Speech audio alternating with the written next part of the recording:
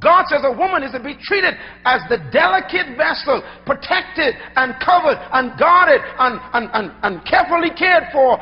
They say she must be behind them like a dog and cannot study, cannot get education, cannot develop themselves, cannot expand their brain, cannot develop their intellect. They cannot get any kind of progress. I mean, that is opposite to what the Bible teaches.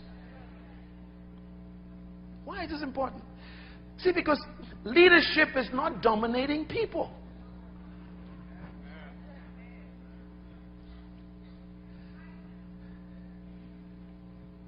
Let them have dominion. My wife is a man. The word man is the name God gave to the species.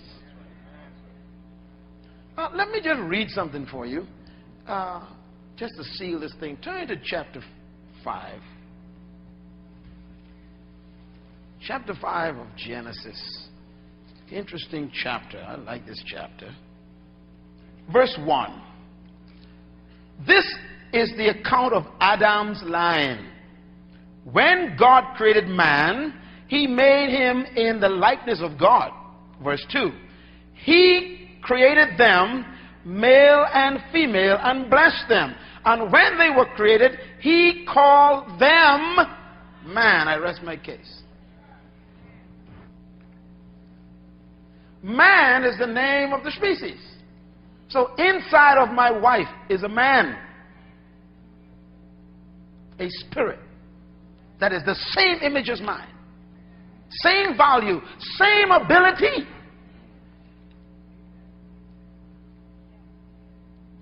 But what God did was he wanted to release man to fill the whole earth. So he put all of man in one body called Adam. The word Adam is not a name. Write it down, Adam. Adam means dark earth. It's not a name, it's a description. The man is the spirit being, but the body that God put him in, he called it dark earth, Adam. As a matter of fact, throughout the Bible, both women and men are called Adam because they are both dark earth.